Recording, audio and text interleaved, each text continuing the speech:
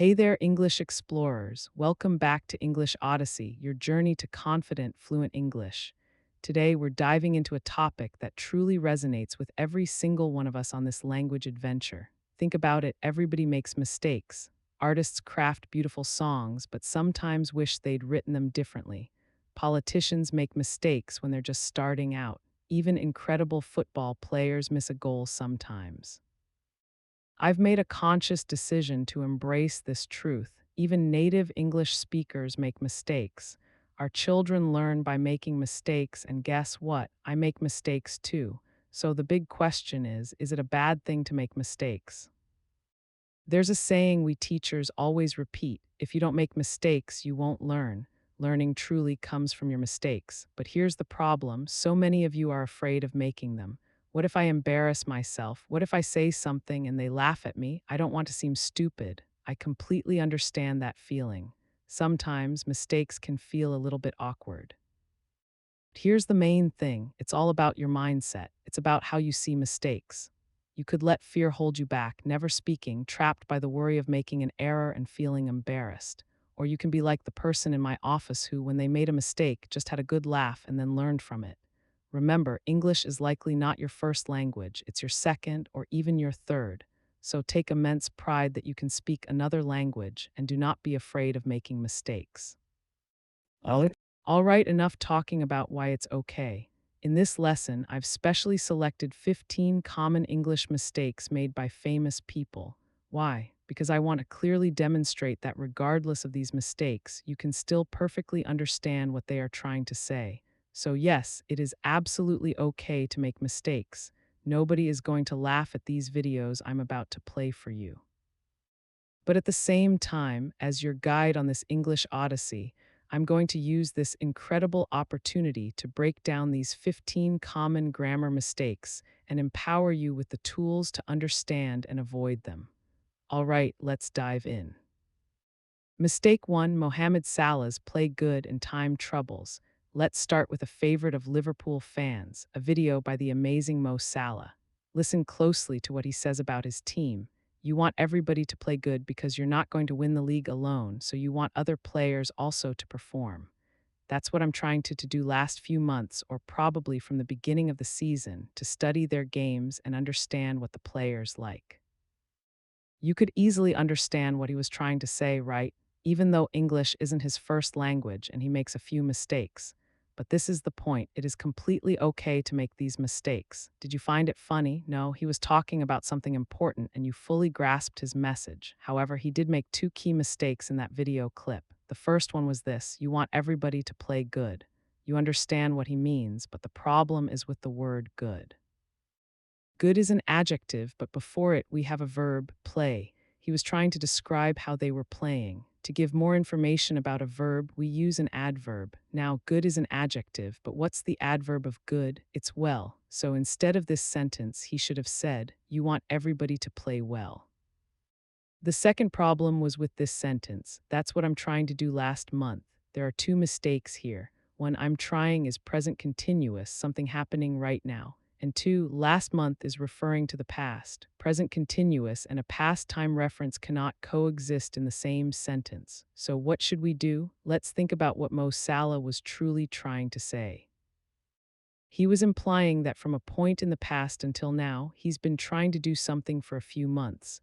Something that started in the past and is still ongoing in the present is best expressed with the present perfect continuous, have or has been verb being.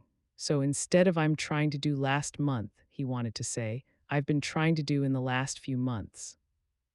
He had another moment. Let's listen. Yeah, if I stay in this country, I will think about it, but so far I'm just thinking about winning the Premier League and we see end of the season. There are two things in this sentence: so far and I'm trying. Again, I'm trying is present continuous, something happening right now. But so far refers to a period from the past until now. This isn't present continuous territory. So how do we fix this mistake? We have two options. One, to use right now instead of so far. If you change so far to right now, the problem is solved. Right now I'm thinking about winning the Premier League. But is this what he truly wanted to convey? No, what he wanted to express is that starting in the past and continuing until now, he's only been focusing on one thing over a period of time.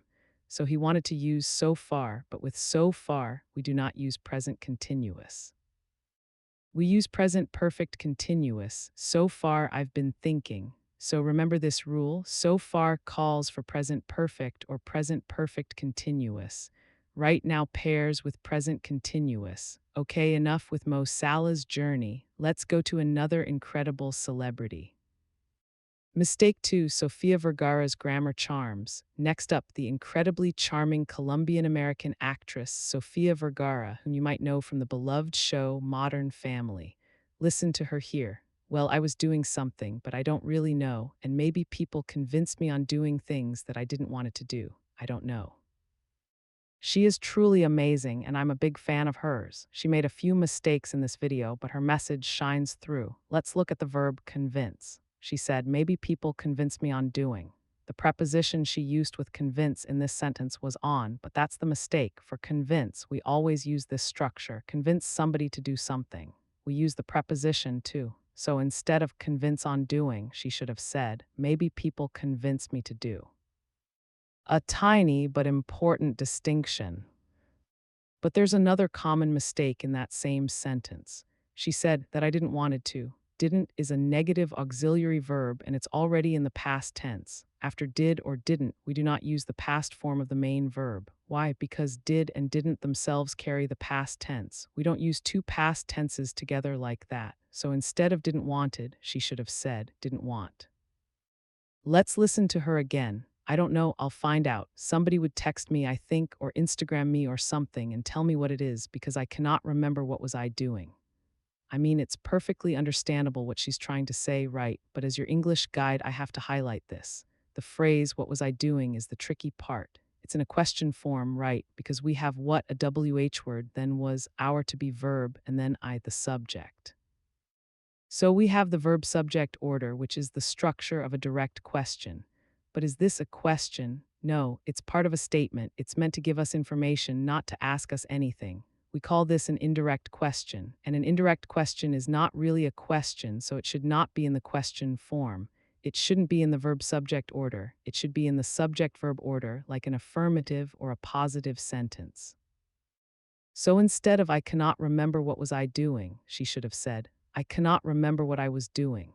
Subject, then verb. But how do you always understand if it's an indirect question and not a direct question? It's very easy. Ask yourself, is the sentence asking a genuine question or is it trying to give more information to me? I cannot remember what I was doing. Is she asking you? No, she's just stating that she cannot remember. She's providing information. So it's an indirect question. Fantastic job. Mistake 3, Emmanuel Macron's European Word Order and Agreements Time for Politicians. We're going to watch a short video of Emmanuel Macron, the president of France. Listen closely, that's a package. What about immigration? About immigration in France is a program we defend is that first we want to better control it. It was understandable, right? And that's the whole point I'm trying to make on English Odyssey. Even though they make mistakes, you can still understand them. So it's truly okay to make mistakes, no matter who you are, a student, a politician, an artist, a celebrity. It's absolutely fine. The whole purpose of learning a language is to communicate with people, to get your message across, and that's exactly what they're doing, even with a few errors. But again, I'm your teacher, so let's refine his English. He said, we want to better control it. This is a very common mistake among European speakers, and it usually happens because of the differences in word order between European languages and English. It's a mistake in adverb placement. Look at better. Better here is an adverb. It is supposed to describe the verb control, how they want to control it. And adverbs of manner usually go after the verb they modify or after a verb phrase. Here the verb phrase is want to control it. The adverb should go after the verb phrase, want to control it better, not want to better control it. A subtle but important reordering for clearer English. Let's continue with Macron. No, but normal people now has to deliver a new revolution, a democratic revolution. This is a very minor but incredibly common mistake, and it is called subject-verb agreement. What does it mean? It means your subject does not agree in number with your verb. Look at the subject of this sentence, people. Is it singular or plural? It's plural, people. And look at the verb, has. Is it singular or plural? Has is third person singular. Plural subject, singular verb, they don't agree, and this is why it's called a subject-verb agreement error. Because the subject is people plural, the verb needs to be in the plural form. So instead of has, it should be have. Normal people now have to deliver a new revolution. He made the same mistake again. You already did. That's the new Munich conference when some people tries to go in the national direction in the French political spectrum. Again, the same subject-verb agreement error. Look at the subject people plural and look at the verb tries singular. It should be plural try. When some people try to go, not tries. These small agreement errors are easy to fix once you know to look for them. Mistake 4, Giorgia Meloni's nouns and prepositions voiceover. Now another influential politician, Giorgia Meloni, the Prime Minister of Italy. Listen to her speak, what we are facing and what we want to build. We don't change idea every day. We don't say every day a different thing. And then they can trust on us. She speaks very clearly. I had no problem whatsoever understanding her. Did you find it difficult to understand what she was trying to say? I'm pretty sure the answer is no. So again, guys, the point I'm continually trying to make on English Odyssey is that even though these powerful individuals are making mistakes in English, it is perfectly clear what they're trying to say. So truly, don't be afraid of making mistakes. Nobody's going to laugh at you for the mistakes you make in your second or your third language, unless you say something genuinely funny, in which case you can definitely have a good laugh together. All right, back to her sentence. She said we don't change idea every day. What's the noun here? Idea. Is it countable or uncountable? Well, you can say one idea, two ideas, three ideas, so it's countable, right? Now here's the thing. Whenever we have a countable noun in the singular form, it should either have an article, a, an, or the, or it should be plural. It cannot be alone, so it should be either an idea, a good idea, or the idea, or ideas. It cannot be idea on its own. So the sentence should be, we don't change ideas every day. Simple but effective. She also made this mistake, which is similar to Macron, and again, as I said, this is a very common mistake among Europeans because word order works differently in European languages compared to English. She said, we don't say every day a different thing. Listen carefully, we don't say. Say is our verb, now it needs an object. Say what? We don't say different things. How often? Every day. You see the correct word order. We don't say different things every day. So first, our verb needs an object. Then we can have the expression of time or frequency. She also said this, they can trust on us. Now, trust here has a preposition on, but that's the mistake. Trust doesn't need any prepositions when followed by the object. It's simply they can trust us. However, I see why she made that mistake. Instead of trust, she probably wanted to say rely because you can say they can rely on us. So she likely blended the two. Remember, they can trust us and they can rely on us. Both are correct, but used differently. And one more from her, but I also think it depends on women. Women need to believe on it more than they do. Again, very clear to understand what she wanted to say, but there's a tiny, tiny mistake. Women need to believe on it. No, the correct preposition for believe in this context is in. Women need to believe in it. Another common preposition trap. Mistake 5, Cristiano Ronaldo's past tense and collocation game, all right enough with politicians. Now it is time for the GOAT. No, not that GOAT, the actual GOAT, Cristiano Ronaldo. He is a great example of someone who has come a long way in his English learning journey. When he was 18 years old, he famously couldn't understand English at all. He once responded to a question, are you feeling more and more confident with each game? With not understand, are you confident? I understand, sorry, but now, even though he still makes mistakes from time to time, he speaks English and he communicates effectively. He does interviews, he has his own YouTube channel. It's incredibly inspiring. All right, watch this interview. Says and Guardiola say 2 weeks ago, I guess, that they try hard to have me. In this sentence, he made two very common mistakes among beginner to intermediate learners. He's clearly talking about the past, but he is using the base form of the verbs. Basically, instead of using the past simple, he's using the present simple. How do we know that this is a past sentence? Because you can clearly see the time phrase 2 weeks ago. So instead of try, he should have said tried. Instead of say, he should have said said. Always match your verb tense to your time reference. Let's listen to him again. Wasn't close, but I think I did conscious decision. I don't regret. This is a collocation mistake, and there are two problems here. One is about the word decision. Is it countable or uncountable? One decision, two decisions, three decisions, so it's countable, right? Remember what I said earlier. If a word is countable, you either need to use articles, a and the, or you need to use it in the plural form. Now, because he's talking about one decision, he should say a decision, right? I think I did a conscious decision. But here's another mistake. You don't do a decision, you make a decision. This is called a collocation. A collocation is basically the way different words naturally sit together in English. For example, do does not collocate with decision. Make collocates with decision. You make a mistake, you don't do a mistake. So the sentence should have been, I think I made a conscious decision. Mastering collocations is a huge step to sounding natural. And one final one from Ronaldo, but kind of some points that you not agree, so I'm always like that in my life. Here's a very common mistake with the verb agree. We don't use to be verbs am, is, are, was, were with agree when asking or stating opinions. We use do, does, did, or their negative forms, so I cannot say are you agree, or is he agree, or was he agree. I should say, do you agree, does he agree, did she agree.